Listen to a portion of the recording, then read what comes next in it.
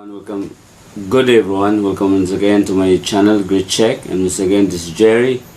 And it has been a while mga kaibigan na hindi po tayo nakapag-upload ng mga episode na tulad ng ating tatalakayin ngayon dahil sa napaka-busy talaga ng buhay mga kaibigan, dahil sa panibago pong itong tinatawag natin new normal ngayon, dahil sa hinaharap po nating pandemic mga kaibigan. Pero nag-adjust pa po tayo at saka hopefully na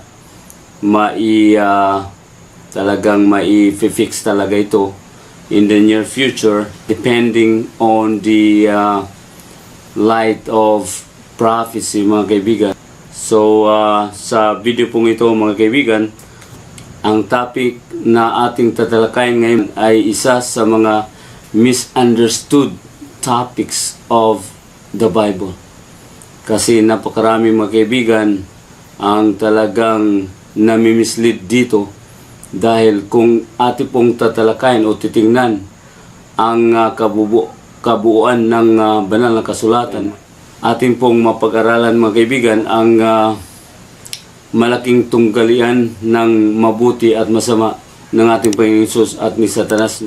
Kaya kung bakit sa topic na tulad na itong topic na ating tatalakayin ngayon ay isa sa mga ginagamit ng kaaway upang tayo ay malinlang niya sa kanyang mga deception, nang sa ganun ay hindi po natin maintindihan o ma-misunderstood po natin o ma-misunderstand po natin ang karakter ng Panginoon. Kaya mga kaibigan, ang ating pong tatalakayin sa video pong ito ay ang Revelation's Lake of Fire. So kung babasahin po natin ang Revelation mga kaibigan o itong topic, itong quote na Lake of Fire po, ay atin pong mababasa ito sa Revelation lang po na parte ng banal na kasulatan, yung huling aklat po ng Biblia. About 20 years ago, the Russian drilled the deepest well or hole ever drilled by mankind in Siberia.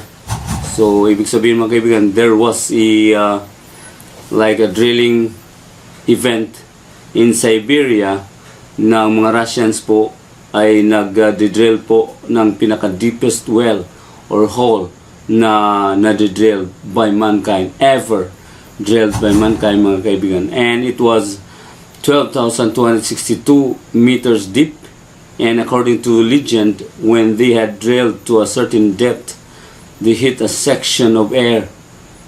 Fascinated by what they had discovered, they lowered a heat-resistant microphone down into the hole, and they heard screams coming up from the hole. Kung inyo pong isa-search ito sa YouTube mga kaibigan, you can also know that there are also many videos regarding this event, and they thought that it's a hellfire mga kaibigan, or well to hell, dahil sa, as what they said, according to the legend, when they put heat resistant microphone inside it and they heard screamings coming up from the hole, and as a result of the noises, they thought that they had drilled all the way down to the hell mga kaibigan. So it became known as the well to hell. So napakarami pong video nito mga kaibigan, at maraming mga taong naniniwala na ito po ay isang well to hell para sa kanila. The first question that I have to ask you is, what is hell and where is it? Is it down this Siberia somewhere? So in this video we're going to look at the hottest topic in the Bible.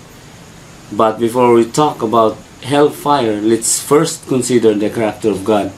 So yun po mga kaibigan, na before po natin tatalakayin ang hellfire po, is we have to know first, we have to consider first the character of God. Nang sa ganun ay maintindihan po natin kung ano yung hellfire mga kaibigan. So the Bible tells us in 1 John chapter 4 verse 8 that God is love. But is He really God of love? Will a God of love someday torture the wicked in hell for all eternity? So ibig mong sabihin mga kaibigan, if He is a God of love, or God is a God of love, then pahintulutan ba niyang suffer ang mga wicked sa hellfire for all eternity? Mga kaibigan, yun po ang ating tatalakayin mga kaibigan. Yun po ang ating titingnan, ating pag-aralan mga kaibigan. Nang sa ganun ay maintindihan po natin na hindi po mawawala yung character ng Panginoon na He is a God of love mga kaibigan. Kasi pag tinotorture po ang mga masasama in the hellfire for all eternity, medyo kasalungat po yan mga kaibigan sa karakter ng Panginoon. But we have to understand that the devil has taken advantage of the topic hellfire, probably more than any other topic, to lead people to think of God as an unjust and cruel tyrant. Much to the contrary of that perception of God, we're going to find out in this video that hellfire teaches just the opposite. So that's what we're going to learn mga kaibigan, is talagang ito po, as what I said, ang talagang ginagamit ng kaaway ni Satanas na paraan upang tayo linglangin niya sa paraan na makikita po natin mga kaibigan na yung karakter ng Diyos ay nami-misinterpret or nami-misrepresent po dito sa pagkaintindi ng halos buong sanlibutan patungkol po sa hellfire. So, ibig sabihin mga kaibigan na through this presentation, through this video, we will learn that the Bible is revealing to us a just and loving God who has the best interest of His universe in mind. So there are two primary teachings within the Christian world today concerning hellfire.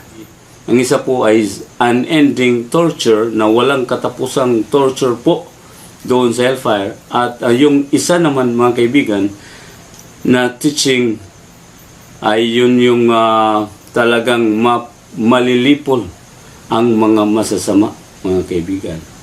So ito po ang ating tatalakayin, and both these teachings people try to support from the Bible. So ibig sabihin mga kaibigan, yung dalawang teaching na ito po ay talagang maraming mga taong nagtatry po na sinusuportaran po ang mga teachings na ito galing sa Biblia po. So of course we know that the Bible is not teaching two different things about the same subject. So yun po mga kaibigan. And we have to know na hindi po dalawa o napakaraming iba't ibang mga bagay ang tinuturo ng Biblia, lalo na't patungkol sa isang subject po. So in this video we want to find the truth about hellfire. So does hellfire reveal to us a God of love and justice? The answer is yes mga kaibigan. So siya po, ang hellfire po ay it is revealed to us a God of love and justice, and that's what we are going to study this time. And we have to know that the word hell in the Bible, in King James Bible, it has mentioned 54 times. The Hebrew word for hell is soul, and the Greek word for hell is Hades. So ibig sabihin mga kaibigan, pag tayo po ay mag-aaral ng original language po, lalo na sa Hebrew na Bible po mga kaibigan, is we could see the word soul, and in the New Testament is the Greek language is being used. But the problem is the word soul in Hebrew and Greek word for Hades, these are all translated in English as hell, but not every time the word hell is used does it mean a place of burning. So that is it, mga kaibigan. Ito po ang ating idiin sa ating mga isipan, that not every time the word hell is used does it mean a place of burning. So that's what we are going to tackle in this video. And mostly hell simply means the grave. In the Bible, the term hell does not always signify a place of burning. Quite often, the word hell simply means the grave. So yun lang po, mga kaibigan. Mostly, or if we read those passages in the Bible that has a word hell, and mostly it is just simply meant the grave, mga kaibigan. So as what we could read in Job chapter 17 verse 13, if I wait, the soul or grave is mine house. I have made my bed in the darkness. So that's really what it is, mga kaibigan. Then the second one, in Psalm 16 verse 10, if you will not leave my soul in hell, neither will you suffer your Holy One to see corruption. This verse po, mga kaibigan, is a prophecy of the coming Messiah, na kung saan ang ating Panginoon Jesus po ang Holy One, na hindi po nakaranas ng pag-corruption. Yun pong naagnas yung bangkay niya, mga kaibigan. So, but here, the word soul translated as hell, mga kaibigan. So, when Christ died, did He go down to the hellfire until He was resurrected? Of course not. Here, hell means the grave. So the third one, mga kaibigan, is in 1 Corinthians chapter 15, verse 55. O death, where is thy sting? O Hades, grave, where is thy victory? So here we know that this is referring to the resurrection of the righteous. When Christ comes back, do the righteous come out of hellfire or out of the grave? They come out of the grave, of course. So we can understand that the word hell here simply means the grave. The word hell here is the Greek word Hades, which is translated as the grave, mga kaibigan. And next one, Revelation chapter 20, verse 13. And the sea gave up the dead which were in it, and death and Hades, or hell, margin, or the grave, delivered up the dead which were in them, and they were judged every man according to their works.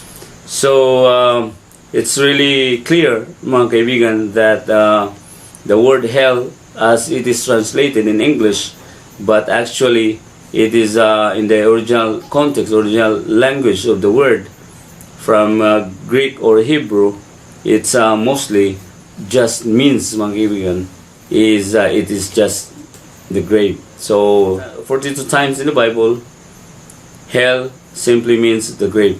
So, meron din pong mga kaibigan sa ibang pagka-translate po ng hell, mga kaibigan, na tinatranslate po ito sa hell na word sa English, pero kung atin pong babasahin sa original language niya, is like for example, this one, Gehenna. Gehenna means a place of burning. Gehenna was a valley outside Jerusalem where the trash was thrown. So mayroon pong part sa Jerusalem, mga kaibigan, sa outside of Jerusalem is we could find this place. They called it Gehenna, and it's a place of burning wherein they throw their trash in there, and it is burning all the time because hindi po na wala pong pakundangan ang pagtapon po ng mga basura ng mga tao doon, kaya yung pong fire po ay hindi po siya namamatay dahil sa palaging tinatapunan ng basura yung place of burning, which they called it Gehenna, mga kaibigan. So Gehenna for the Hebrew meant total destruction. Alam nyo, mga kaibigan, yung Gehenna nga place doon po sa Jerusalem, outside of Jerusalem po, is a valley na kung saan, mga kaibigan, it is a place, that's what I said, but the right or the correct meaning for Gehenna is really called the place of or total destruction po, total annihilation.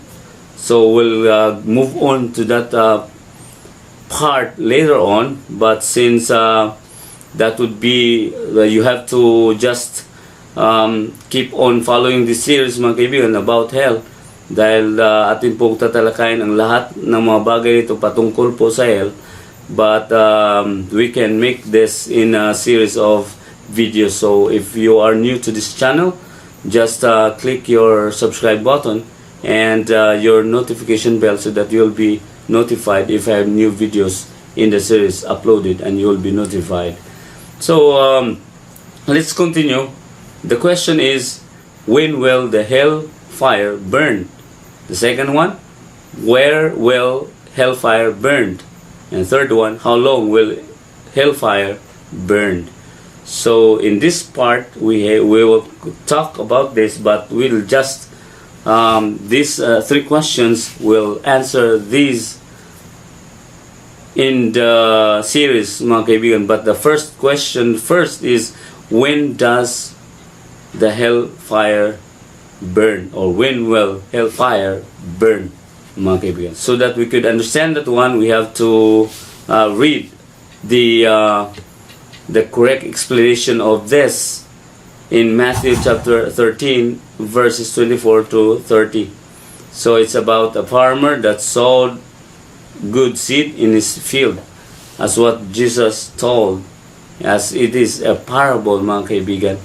So it says here that a farmer that sowed good seed in his field, Jesus said in a parable, but at night an enemy came and sowed weeds in the field, and when the crop came up, here were those weeds growing with the crop. And the servants of the farmer asked him, shall we go let both the weeds and the good plants grow together until the time of the harvest? So as what Jesus said mga kaibigan, there was like a good farmer sowed o nagtatanim po ng good seed sa kanyang field. But during the night, there was an enemy who also nagtatanim din po ng kanyang seed mga kaibigan. At both of the weeds and the good crop grow together. But one of the servants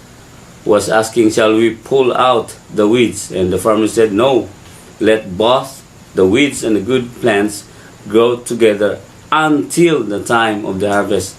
So later, after Jesus told the parables, the parable, the disciples asked him to explain it, and we have to read Jesus' explanation of his own parable in Matthew 13 verses 36 to 39. So it says in here, then Jesus sent the multitude away and went into the house, and his disciples came unto him, saying, declare to us the parable of the tares of the field. He answered and said unto them, he that sows the good seed is the Son of Man. The field is the world. The good seed are the children of the kingdom, but the tares are the children of the wicked. The enemy that sowed them is the devil. The harvest is the end of the world, and the reapers are the angels. So this simply means mga kaibigan, that the harvest is the end of the world. So let's review first. Who is the one that sowed the good seed? Jesus, the Son of Man. What is the field? The world. Who are the children of the kingdom? I trust that is us. Who are the reapers? The angels. When is the harvest? At the end of the world. Remember that? Mga kaibigan, na yung harvest po, mangyayari po at the end of the world. So let's continue with verse 40 until 42. As therefore the tares are gathered and burned in the fire, so shall it be in the end of the world. The Son of Man shall send forth his angels, and they shall gather out of his kingdom all things that offend, and them which do iniquity, and shall cast them into a furnace of fire. There shall be wailing and gnashing of teeth. As therefore the tares are gathered and burned in the fire, so shall it be at the end of the world. And the angels shall come forth and sever the wicked from among the just, and shall cast them into the furnace of fire, there shall be wailing and gnashing of teeth. So when does the hellfire burn according to Jesus? At the end of the world. Kailan po mga kaibigan mangyayari ang hellfire po according to Jesus? At the end of the world po mga kaibigan. Now we know when hellfire will burn. At the end of the world. Thus, according to Jesus, the wicked are not burning in hellfire today. Hellfire would have to take place after the resurrection because the wicked are not raised until then, mga kaibigan. So, ito lang po muna tayo. The next video will continue this topic, this presentation. So, the point, mga kaibigan, is when Jesus give the correct presentation of how to understand the hellfire po, which is really real, but he said, as what we could read in Matthew 13 verses 40, mga kaibigan, even starting from verse 36 until verse 50 po, mga kaibigan, ito po ay ang parabol ng ating Panginoon Jesus na nagpapatunay po kung ano o gaano o kailan mangyayari, mga kaibigan, ang hellfire po. At ito po ay kanyang ini-present po in a parable that it really gives the right, real presentation on how to understand hellfire. And hellfire is not burning right now, but it will happen at the end of the world. And of course, the wicked will be separated from the good seed and the good plants, and the weeds will be separated from each other, and the weeds will be cast into the furnace of fire. So yan po mga kaibigan ang presentation po, ang totoong mangyayari na according to Jesus, according to our Lord Jesus Christ po, according to the Bible, wala pa po yung hellfire po mga kaibigan. In the next video atin pong ipagpatuloy ang ating pag-aral patungkol sa hellfire. Meron pa po tayong mga kaibigan na dapat nating tatalakayin. So keep on following this series. If you haven't subscribed yet, please subscribe now and click your bell notification so that you'll be notified, mga kaibigan, for the next video that I'm going to upload. So see you, mga kaibigan. Thanks for watching. Bye bye and God bless us all. That's my prayer.